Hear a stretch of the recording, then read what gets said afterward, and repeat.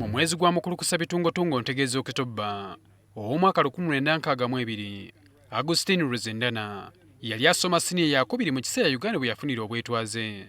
Ku myaka 79 gy'alina kati, Ruzindana ajjukira bulungi ebiseera by'ameefuga ebyali bijjudde essanyu n'okweraliikirira ku kiki ddala ameefuga kye gategeeza eri eggwanga Uganda. The independence was positive. Ameefuga abantu baagaagala kubanga obufuzi bw'amatwale bwali buweddewo. Time for independence. Ruzindana nga yaliko kaliisoliiso wa Uganda mu mwaka gwa 1986 agamba nti bannayuganda abaali abayivu ekiseera ekyo tebaakisuubirako nti okussa wansi bendera ya Bungereza nga bagisikiza eya Uganda ng'ewanikibwa ku muti nti kyali kigenda kukyusa ekintu kyonna.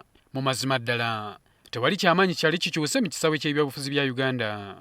But we have tulemereddwa okukozesa ameefuga okuganyula omuntu wa wansi. that independence. Mu kiseera ekyo amawanga gonna agaali gafunye obwetwaze ku lukalu lw'omuddugavu Africa galina enteekateeka z'enkulaakulana n'ebyenfuna, era mu myaka egyasooka olugendo lwali lutangaavu. Development plans. Amawanga gaalinayo nteekateeka z'okwekulaakulanya. Africa had at that time. Obutabeera na mmere emala kyali tekiwulirwangako kubanga gavumenti z'ebitundu ez'ebiseera ebyo emirimu gyazo gyali mirambike okussaawo emirembe n'okulaba ng'abantu balima ebirime ebivaamu ssente n'emmere ey'okulya. The current chiefs have no work. Ab'emiruka ab'edda nga bamanyi omusiri gwa buli muntu. Would actually record the acreage.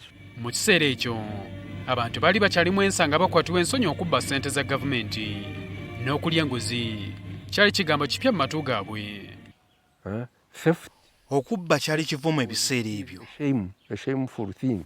Ruzindana agamba nti ekimu ku bitatambudde bulungi mu Uganda mu myaka 62 egiyise y'enfuga embi. The quality of governance. Omutindo gw'obukulembeze gusse nnyo. And the promises of development. Okusosola abantu olw'amawanga gaabwe ekyafuuka baana baliwo ensangi zino nakyo kissa obumu obwaliwo wakati w'abantu ab'amawanga ag'enjawulo nga Uganda tennafuna bwetwaze. Finiste was not. Ebyobusosoze mu mawanga tebyaliwo, ddiini ze zaaliwo. It was the religious angle. Ono nga yaliko omuyeekera mu kibiina ki Front for National Salvation oba FRONASA mu 1972 ng'akyali muvubuka.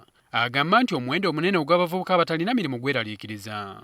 Asabye waabwewo okubaganya ebirowoozo okw'eggwanga lyonna ku biseera bya Uganda eby'omu maaso. You can't have young people. Tosobola kuba na bavubuka abakula nga tebalina kye They bakola. are growing up and they have nothing to do. Ruzindana agamba nti abafuzi b'amatwale bakyafugira ddala Uganda kubanga n'embalirira yaffe basooka kugikkiriza okukola. It is there now. If you appointed the Minister of Finance.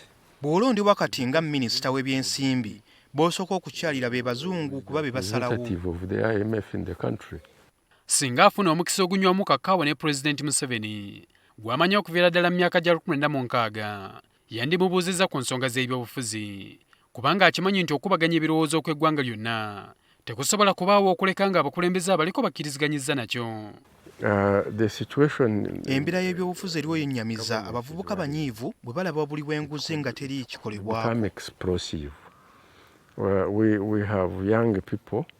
Ku mukululo gwe Ruzindana agamba nti abadde wa mukisa okuweereza mu mbeera ezaali zeetaagisa obwesimbu bwe yasobola okukola. Ono awabudde abavubuka okulaba nga bassaawo embeera y'okwogerezeganya ne bakkaanya mu mirembe. Where there should be dialogue, there is a lot of abuse. Mu kifo ky'okuteesa kati bavuma buvumi ekintu eky'omutawaana. There is a problem. Mu 1986 mu mwezi gw'omwenda Ruzindana yalondebwa okubeera kaliisoliiso wa gavumenti ekifo kye yamalamu emyaka 10 nga tannafuuka mubaka wa palamenti owa Ruhama mu disitulikiti y'Entungamo. Ono era yaliko omumyuka w'ateekerateekera ekibiina kya Forum for Democratic Change. Okay.